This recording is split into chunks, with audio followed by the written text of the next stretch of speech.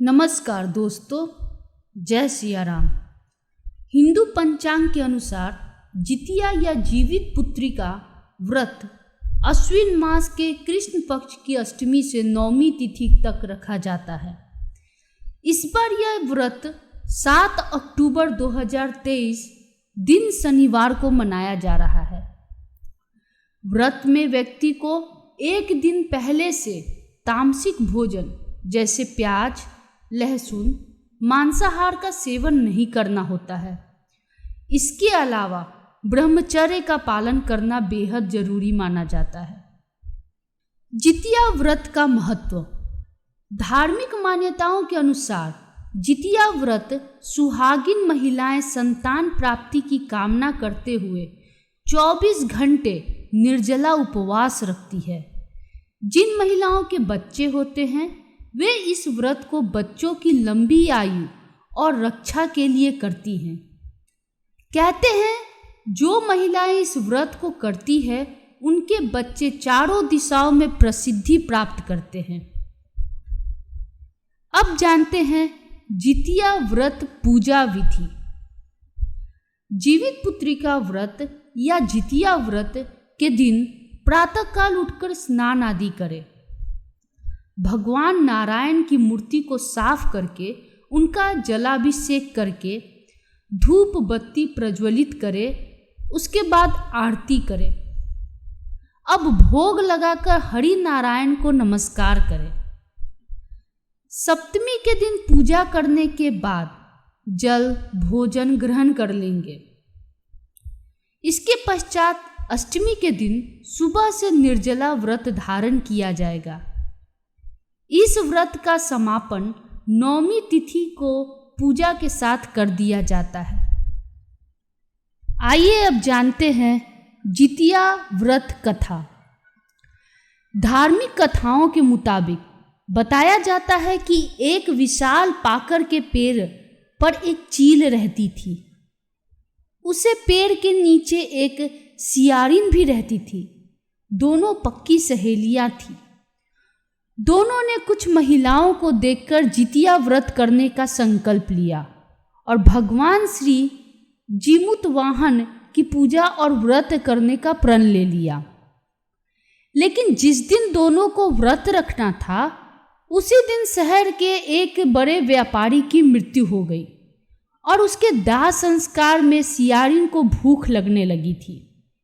मुर्दा देखकर वो खुद को रोक न सकी और उसका व्रत टूट गया।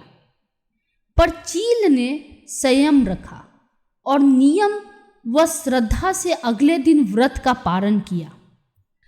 अगले जन्म में दोनों सहेलियों ने ब्राह्मण परिवार में पुत्री के रूप में जन्म लिया।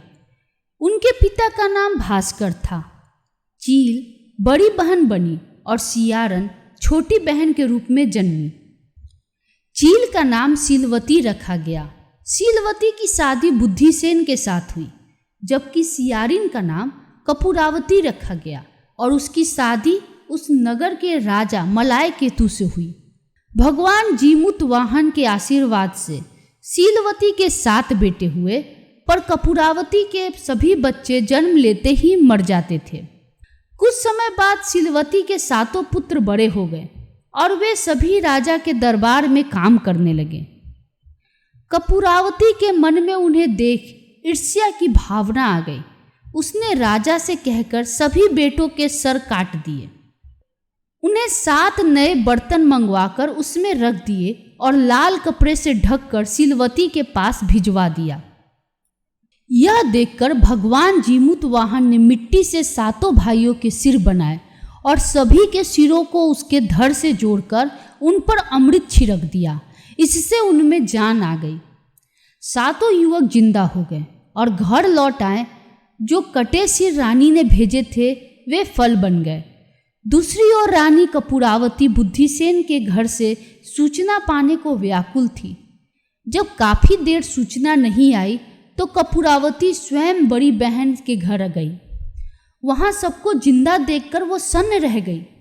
जब उसे होश आया तो बहन को उसने सारी बात बताई। अब उसे अपनी गलती पर पछतावा हो रहा था। भगवान जीमूत वाहन की कृपा से शीलवती को पूर्व जन्म की बातें याद आ गई। वह कपूरावती को लेकर उसी पाकर के पेड़ के पास गई और उसे सारी बातें बताई। कपूरावती बेहोश हो गई और मर गई। जब राजा को इसकी खबर मिली तो उन्होंने उसी जगह पर जाकर पाकर के पेड़ के नीचे कपूरावती का दाह संस्कार कर दिया। जितिया व्रत की पौराणिक कथा। पौराणिक कथा के अनुसार महाभारत युद्ध के दौरान अश्वत्थामा पिता की मौत का समाचार सुनकर बेहद नाराज हो गए थे। वे मन में बदले की भावना लेकर पांडवों के शिविर में आ गए। शिविर में 5 लोग सो रहे थे, जिसे अश्वत्थामा ने पांडव समझकर मृत्यु लोक पहुंचा दिया था। मारे गए ये 5 लोग द्रौपदी की संतान कही जाती है। इस घटना के बाद अर्जुन ने अश्वत्थामा को बंदी बनाकर उनकी दिव्य मणि छीन ली, जिससे क्रोधित होकर अश्वत्थामा ने गर्भ में पल रहे अभिमन्यु के बच्चे को मौत के घाट उतार दिया।